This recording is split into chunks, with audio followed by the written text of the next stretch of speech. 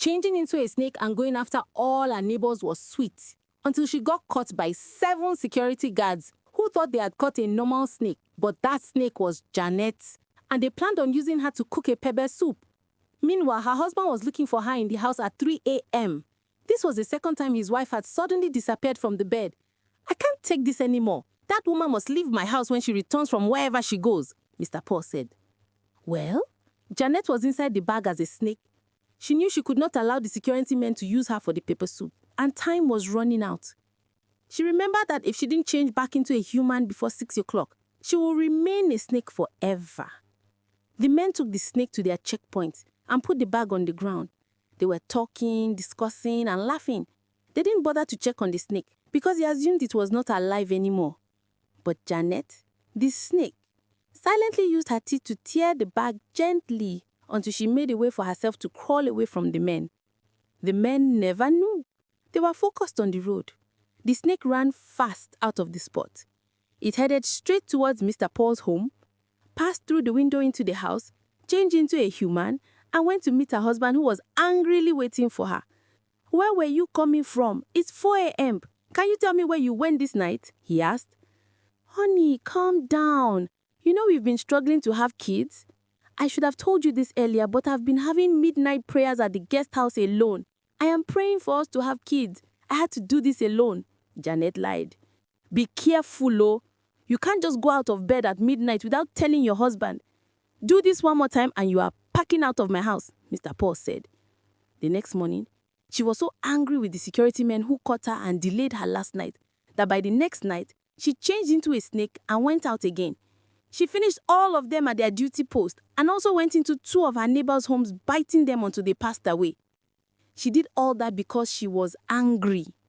Altogether, 2 neighbors and 7 security officers were confirmed gone by the next day by the community. This raised more fear among the other neighbors. Janet was behind it all. No one still understood why she didn't like her neighbors. After some weeks, something happened. Just like that, Janet's mother-in-law came and brought another woman to her son to marry as a second wife because she was tired of waiting for a grandchild, and it seemed like Janet could not give her a grandchild. "From today onwards, Sarah is going to be your second wife," the old woman said. "But Mama, my husband never asked for a second wife. We hope that prayer would resolve my barrenness, not a second wife," Janet interrupted. "Close your mouth. Don't talk while I'm talking to my son. If you can't give me a grandchild, then Sarah will," her mother-in-law said, and left Sarah with them. Now Sarah would be living with them, but Janet didn't like that. She couldn't share her husband with another. She thought about changing into a snake and finishing Sarah, but another plan came to her mind. The first night Sarah slept in that house, all she saw was plenty snakes chasing her in her dreams. The second night, it got worse. She was not just seeing plenty snakes in her dreams, but even during the daytime. As long as she closed her eyes, she would see the snakes.